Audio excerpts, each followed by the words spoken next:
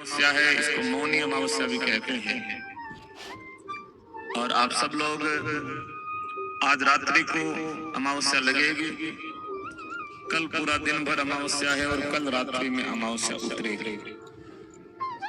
अमावस्या का व्रत रखने वाले लोग शाम के समय भोजन करें और फिर परसों सुबह भोजन ग्रहण करके व्रत का उद्यापन करें। भगवान गुरु जाम्बोजी ने 15 तिथियों में अमावस्या का व्रत बताया। अमावस्या के व्रत की बड़ी भारी महिमा है और हमारी भारतीय संस्कृति में एकम से लेकर के पूर्णिमा तक 15 तिथियां कृष्ण पक्ष की, 15 तिथियां शुक्ल पक्ष की, 30 तिथियों के व्रत रखने का विधान है। कोई किसी देवता के नाम पे, कोई किसी देवता के नाम पे। और सोमवार से रविवार तक 7 वार, 7 ही वार के व्रत रखने के विधान है। लेकिन जो विष्णोई हैं, गुरु महाराज जाम्बोजी के शिष्य हैं, उनको अमावस्या का व्रत तो जरूर रखना चाहिए। उसके बाद कोई दूसरे व्रत रखो तो भी आपकी इच्छा है, लेकिन अपना व्रत जो धर्म नियम का उसका तो पालन होना ही चाहिए। तो कहने का मतलब है अपना जो है नियम छोड़ करके दूसरे नियम रखें तो ठीक नहीं। कि पहले अपने धर्म नियम का पालन करें, उसके बाद श्रद्धा है तो दूसरी चीजों का व्रत रखो। कई बार माताएं बहनें भाई बंधु फोन करके पूछते हैं इस तिथि का व्रत कैसे रखा जाता है, इस वार का व्रत कैसे रखा जाता है, इस पर्व का व्रत कैसे रखा जाता है। तो मैं तो कहता हूं कि अमावस्या का व्रत गुरु महाराज जाम्बोजी ने बताया है, उसकी महिमा तो मैं बता सकता हूं। दूसरे व्रतों के बारे में इतना विस्तृत अध्ययन नहीं किया कि किस व्रत की महिमा क्या है, और कहीं न कहीं हर व्रत की महिमा होती ही है, लेकिन अपने लिए जो है अमावस्या का व्रत सबसे उत्तम है, क्योंकि हमारे गुरु महाराज ने हमें इस व्रत को रखने की आज्ञा दी है। अमावस्या का व्रत क्यों बताया, इसके पीछे बड़ा गहरा विज्ञान है। कल अमावस्या है और आज पहला दिन है, तब आज इस व्रत के विज्ञान के बारे में हम समझें, जाने कि क्यों गुरु महाराज ने अमावस्या का व्रत बताया। 17वां धर्म नियम है अमावस्या का व्रत रखना। 29 नियमों 17 नंबर का, और हर अमावस्या का व्रत रखना है। कई बार फोन करके ये भी पूछते हैं कि महाराज आड़ी अमावस्या का व्रत रखें या नहीं रखें। कई कहते हैं दिवाली का व्रत रखें या नहीं रखें। गुरु महाराज जाम्बोजी ने अमावस्या का व्रत रखाया, बताया है। अमावस्या चाहे कोई भी हो उसका व्रत रखना चाहिए, चाहे उसपे कोई भी पर्व पड़ रहा हो, चाहे कोई भी विशेष उत्सव उसके साथ में जुड़ा हुआ हो, लेकिन व्रत तो रखा ही जाना चाहिए। व्रत कैसे रखा जाए, व्रत क्यों रखा जाए, व्रत के क्या लाभ हैं, इन सारे विषयों के ऊपर आज विस्तार से हम लोग चर्चा आज की कथा में करेंगे। बंधुओं, जो तिथियों की गणना होती है वो चंद्रमा की कलाओं के आधार पर बढ़ती है, क्योंकि कला चंद्रमा की पत्नी है और कलाएं घटती बढ़ती रहती है। चंद्रमा की कला घटती और बढ़ती है, उसी के अनुसार तिथियां घटती और बढ़ती है। तिथियां सूर्य के हिसाब से नहीं चलती, सूर्य के हिसाब से वार होते हैं, राशियां होती है, लेकिन इन तिथियों की गणना जो है चंद्रमा की दशा के आधार पर होती है। जिस दिन चंद्रमा धरती के सबसे निकट होता है और सबसे बड़ा चंद्रमा अपनी पूरी रोशनी धरती को देता है, उस दिन होती है पूर्णिमा। और जिस दिन चंद्रमा अदृश्य हो जाता है, चंद्रमा की किरणें धरती के ऊपर पड़ती ही नहीं है, वो समय होता है अमावस्या। और अमावस्या वाले दिन चंद्रमा जो है सबसे अधिक दूरी पर होता है धरती से, और चंद्रमा सज्जनों धरती का भाई है। हमारे कहावत में कहा जाता है चंदा मामा। किसी दूसरे ग्रह को किसी दूसरे सूर्य के साथ में कोई रिश्ता नहीं जोड़ा जाता। सूर्य देव है, लेकिन सूर्य नाना फूफा मामा ऐसा कोई रिश्ता नहीं है। लेकिन चंद्रमा के साथ में हमारा संबंध है। चंद्रमा को मामा कहा जाता। मामा कौन होता है? जो माँ का भाई होता है। धरती हमारी माँ है और धरती का भाई चंद्रमा है, इसलिए चंदा मामा है। धरती का भाई क्यों है? क्योंकि धरती से ही अलग होकर के धरती का एक हिस्सा चंद्रमा बना है और दूसरा हिस्सा धरती है।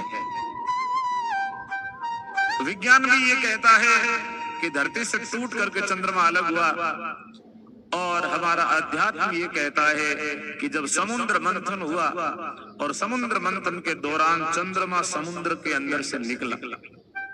दोनों का जो बताने का तरीका है वो अलग अलग है, लेकिन दोनों के अंदर तत्व एक ही है कि चंद्रमा धरती से ही निकला।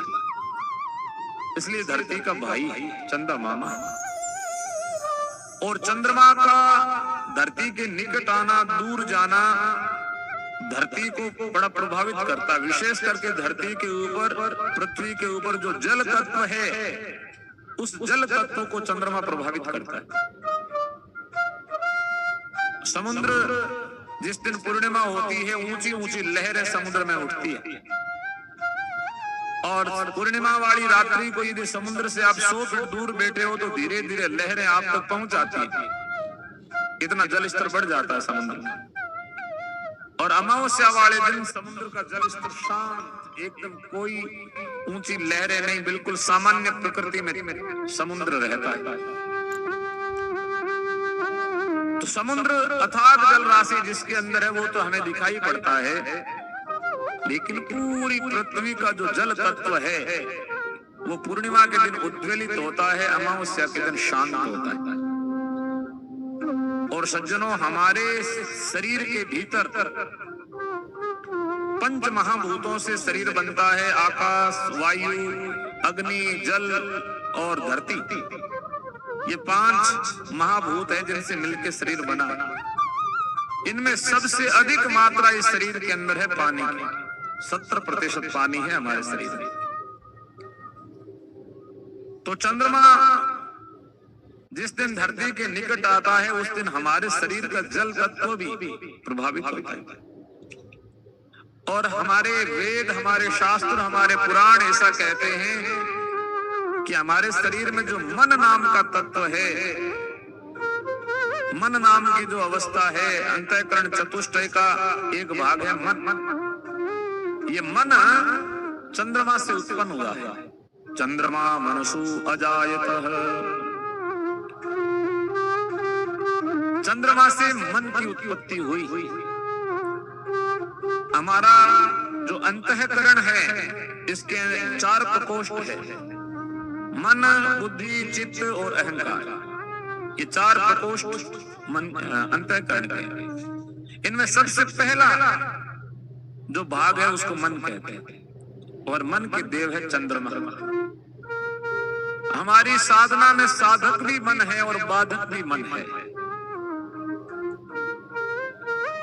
मनुस्मृति में कहा, मनो एव मनुष्याणाम कारणम बंध मोक्षयो। मन ही मनुष्य के बंधन का कारण है, मन ही मनुष्य की मुक्ति का कारण है।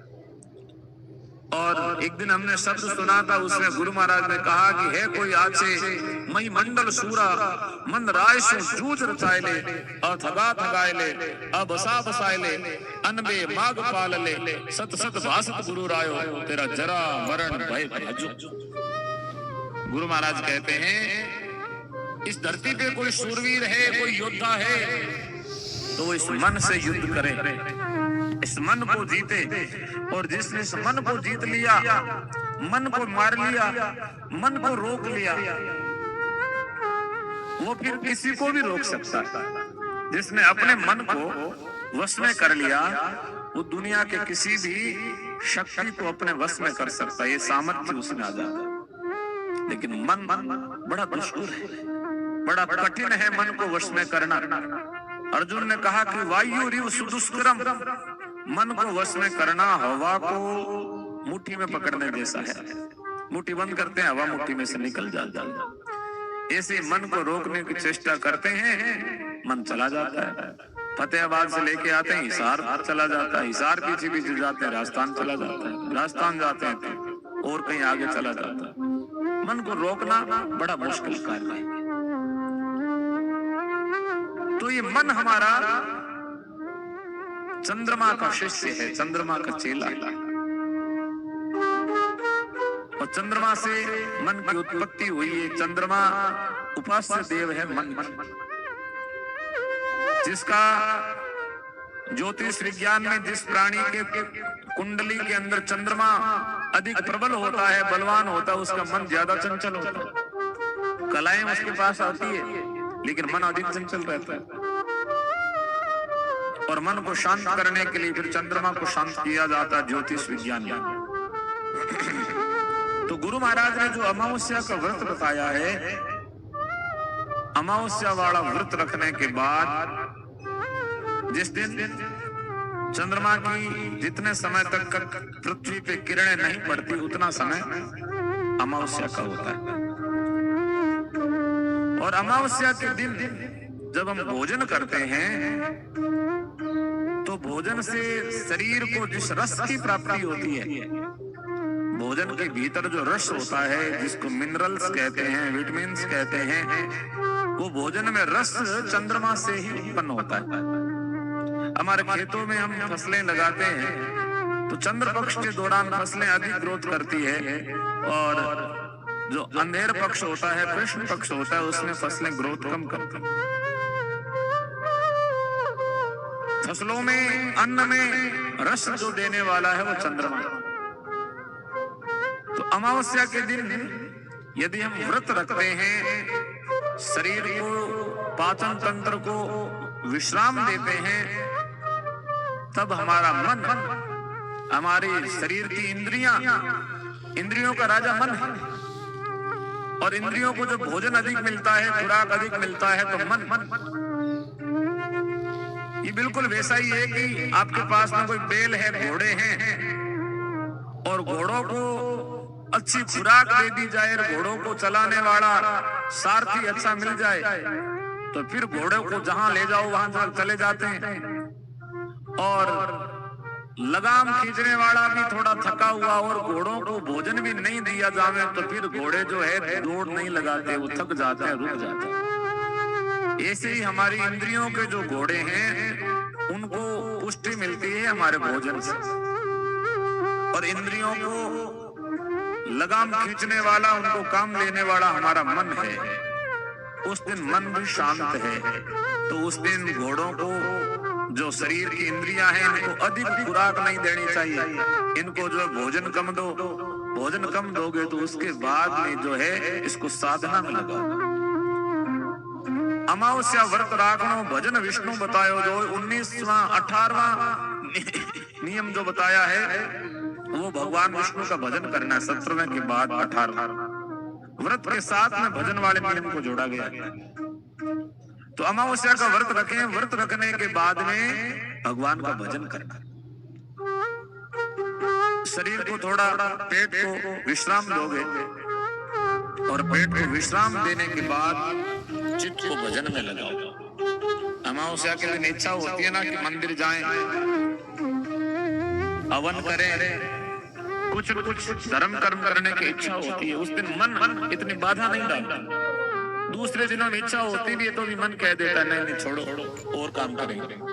लेकिन अमावस्या वाले दिन मन इतना अधिक बलशाली नहीं होता है, क्योंकि चंद्रमा उस दिन उनकी किरणें, उनकी खुराक मन को मिल नहीं रही।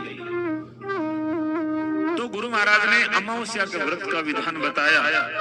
भगवान ने बड़ा वैज्ञानिक तरीका खोजा, और दूसरे जितने भी व्रत हैं उनमें कभी तिथियां गड़बड़ जाती है, कौन सी तिथि कब आई, लेकिन अमावस्या का जो है महीने के मध्य में और कई जगह अमावस्या को महीने के आखिर में भी गिना जाता है। जो दक्षिण में जाएंगे उधर जब काल गणना होती है तो अमावस्यांत माना जाता है। अमावस्या के दिन महीना पूर्ण माना जाता है। लेकिन हमारे यहाँ पूर्णिमा काल गणना होती है, इसलिए पूर्णिमा के दिन महिमन्ना पूरा होता है। लेकिन अमावस्या गणना के हिसाब से भी ठीक बैठती है। पहले हमारे पुरखे लोग, जिस समय इतना संचार का, गिनती का कोई साधन नहीं होता था, और गांव में, शहर में कोई एक आध व्यक्ति होता था जिसके पास में कोई ज्योतिष के ग्रंथ होते थे जिनसे वो काल गणना कर पाते थे। बाकी तो बड़ा मुश्किल काम होता था। एक पंडित जी थे गांव में, तिथि बताया करते, तो वो काल की गणना करते तो एक मिट्टी का छोटा सा कुल्हड़िया, उसके अंदर जो है वो रोज बकरी की एक मींगनी डाल देते हैं और गिनती करते हैं। जिस दिन कोई व्रत पूछता है कि आज तिथि कौन सी हुई, तब पंडित जी जो है तुरंत उस कुल्हड़े में गिनती करते हैं कि मींगनी गिनती कितनी है, उतनी बता देते हैं। 15 पूरी हो जाती है तो फिर अगले पखवाड़े का शुरू कर देते हैं। एक दिन कोई जोग ऐसा हुआ कि जो मिट्टी वाला कुल्हड़िया था उसको बकरी के पास में कहीं रख करके भूल गए, और शाम को जब देखा तो उसको तो पूरा भर दिया था। गांव में किसी ने पूछ लिया आज तिथि क्या हुई, जो घरे जार दे कल बताओ।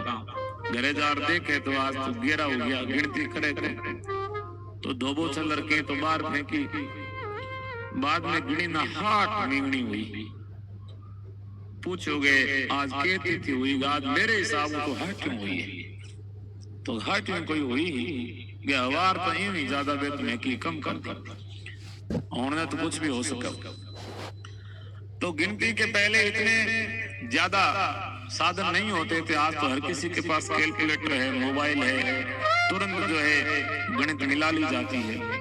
तब लगभग सब लोग समय देख करके व्रत रखते हैं कि अमावस्या कब लग रही है, कब उतर रही है। पहले दिन के हिसाब से, कि जैसे एकादशी इत्यादि दूसरे व्रत दिन के हिसाब से रखे जाते हैं, ऐसे ही अमावस्या भी एक दिन, जिस दिन अमावस्या का होता था उस दिन व्रत रखा जाता था। लेकिन अब पिछले काफी वर्षों से यही परंपरा है कि अमावस्या जब लगती है उससे पहले भोजन करते हैं।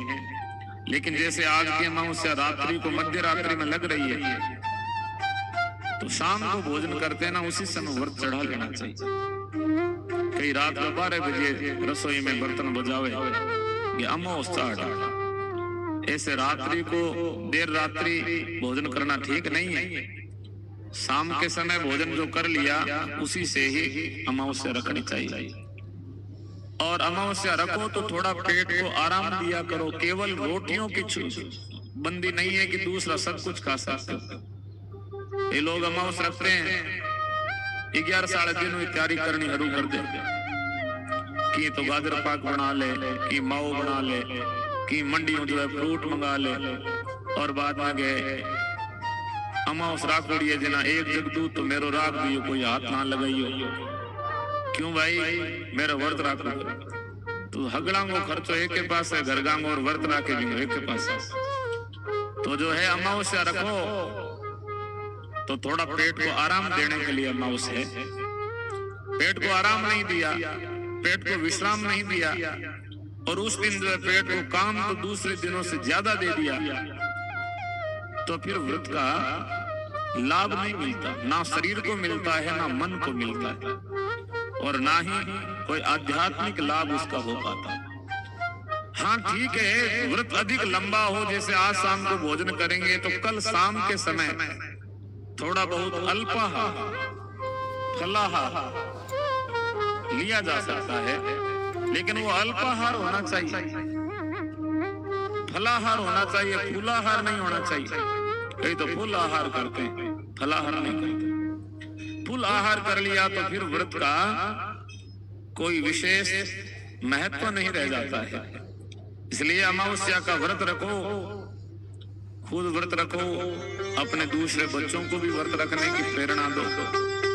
व्रत रखने से हमारी संकल्प शक्ति दृढ़ होती है, हमारी जो मनोबल है, आत्मबल है, वो हमारा मजबूत होता है। फिर किसी भी बात पे हम अडिग रह पाते हैं, और नहीं तो संकल्प शक्ति कमजोर हो जाती है। किसी भी काम को संकल्प से किया जाता है कि मैं ये काम करूंगा।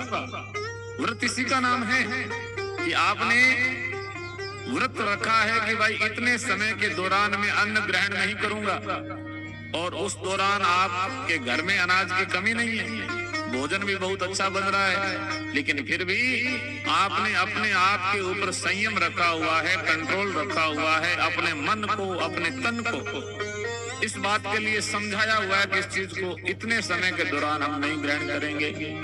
तो ये तो एक प्रयास होता है। जब ट्रेनिंग होती है, ट्रेनिंग के दौरान छोटे छोटे जो है प्रैक्टिकल करवा करके उसको समझाया जाता है कि इस प्रकार अपने आप के ऊपर संयत रखना है। तो जैसे हमने अन्न के ऊपर कंट्रोल किया, ऐसे ही कोई भी बुराई है फिर उसके ऊपर भी उसका इम्प्लीमेंट करना होता है कि इतने समय तक मैं चुगली नहीं करूंगा।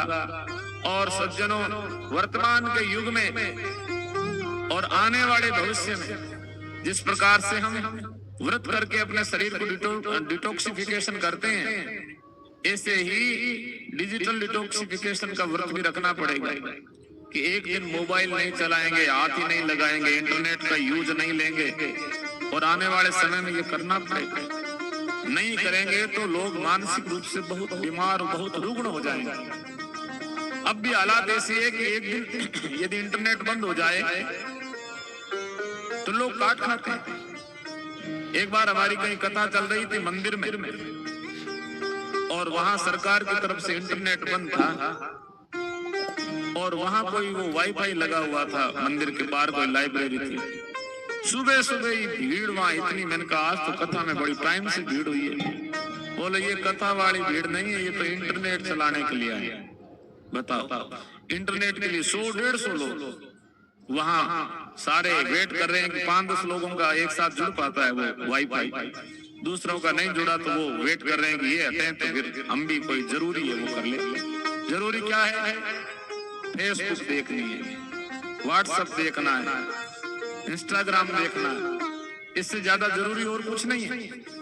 और उससे पूछो कि व्हाट्सएप, फेसबुक इनकी चिंता हो रही है, पास में पड़ोस में माता पिता भाई बंधु, थोड़ी उनसे भी बात कर लो, लेकिन उनसे बात और संवाद हो ही नहीं पाता। तो डिजिटल डिटॉक्स भी अपने आप को करना जरूरी है।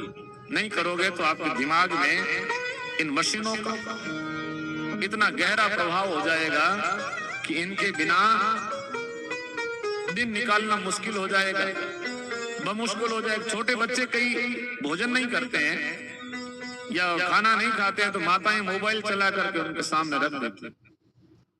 ये समझ लो कि आप उसको लत लगाना शुरू कर रहे हो। बच्चा मोबाइल की तरफ देखता है, कार्टून देखता रहता है, और आप उसके मुंह में देते रहते हो और वो खाता रहता है। कई जगह ऐसा होता है। आपने बच्चे को भोजन तो कराया लेकिन साथ में एक लत लगा दी। फिर मोबाइल चला के रखोगे या सामने टेलीविजन पे वो कार्टून लगाओगे, कार्टून देख देख के बच्चे कार्टून हो रहे हैं, क्योंकि खाना खाते समय ही उसको जो है थोड़ा विश्राम देना चाहिए था। बच्चा सो नहीं रहा, आपने मोबाइल चला करके उसको दे दिया कि देखता देखता सो जाएगा। तो ये जो आप अपने बच्चों को डिजिटल स्क्रीन उसके सामने दे रहे हो, ये कहीं ना कहीं उसके जीवन के लिए बड़ी घातक होने वाली। इसका भी लिमिटेड उपयोग होना जरूरी है। ये भी एक निश्चित समय के लिए उपयोगी है। इससे अधिक यदि इसका उपयोग है तो वो घातक हो सकता है, दुखदाई हो सकता है। और आने वाले समय में सेंटर खुलने वाले हैं कि हमारे यहाँ एक दिन के लिए बिना मोबाइल के आदमी को रखा जाता है, और ये दौर आएगा, देखते देखते आएगा, क्योंकि ये वक्ती दौर की मांग है। वर्तमान का दौर जिसमें लगातार जो है आदमी किस प्रकार से परिवर्तन के दौर से गुजर रहा है, ये स्वयं नहीं समझ पा रहा। तो गुरु महाराज ने उस समय अमावस्या का व्रत रखने का आदेश कि अमावस्या व्रत रखो। अमावस्या का व्रत अन्न से शुरुआत करनी है कि अन्न छोड़ना है, अन्न के बाद में धीरे धीरे भोजन भी छोड़ना होता है, फल भी छोड़ो, फिर जो है केवल दूध, जूस इत्यादि उसके ऊपर रहो, और धीरे धीरे उसको भी छोड़ के पानी पे व्रत रखने की आदत डालो, और निराहारी रह करके व्रत रखो। हमारे एक पीछे कोई वैज्ञानिक हुए जिनको नोबेल प्राइज मिला है, उन्होंने एक ऑटोफेगी करके कोई सिद्धांत दिया। उनका कहना था कि जो कैंसर के मरीज बढ़ते जा रहे हैं, ये कैंसर के मरीज इसलिए बढ़ रहे हैं कि आदमी खाता जा रहा है, पेट को आराम नहीं दे रहा, और पेट को आराम नहीं मिलता, इसलिए शरीर में जो भी हानिकारक सेल्स है वो बढ़ती जाती है, एक दिन कैंसर का रूप ले लेते। जो 24 घंटे का व्रत एक महीने में रखता है, और 24 से फिर 72 घंटे तक का उन्होंने पूरी जो है साइंस बताई, और कहा 24 घंटे जिसने व्रत रख लिया महीने में एक बार, उसका शरीर डिटॉक्सिफाई हो जाता है, फिल्टर हो जाता है, उसके अंदर जितनी भी डेड सेल्स होती है उनको शरीर पचा करके बाहर निकाल देता है। लेकिन शरीर तो तब पचाएगा ना जब इसके थोड़े आराम मिलेगा, पेट खाली रखेंगे, तब बॉडी के अंदर से वो एक्स्ट्रा फैट है उसको पचाएगा। हम तो उसको इतना काम दिए रखते हैं कि उससे अधिक पहले वाला पचता नहीं, उससे पहले हम आगे और दे देते, तब शरीर में रोग बढ़ रहे। तो हमारे शास्त्रों में, हमारे पुराणों में, हर धर्म में, हर परंपरा में कोई न कोई व्रत रखने का विधान है। कहीं एकादशी रखने का है, कहीं कोई एकम रख रहे हैं, कोई दूज रख रहे हैं, कोई तीज रख रहे हैं, कोई चौथ रख रहे हैं, कोई पांचम रख रहे हैं, कोई छठ रख रहे हैं, कोई सातम, कोई आठम, कोई नवमी, कोई दसवीं। हर संप्रदाय में कोई न कोई व्रत रखने का विधान है, आदेश है। ये हमारे स्वास्थ्य की दृष्टि से भी बहुत महत्वपूर्ण है। तो अमावस्या व्रत रखें। गुरु महाराज ने अमावस्या का व्रत रखने का आदेश दिया, और उसके बाद का भजन विष्णु बतायो जो, और विष्णु विष्णु विष्णु विष्णु विष्णु इस नाम का भजन करो। जितना अधिक नाम लोगे उतना ही अधिक लाभ होगा।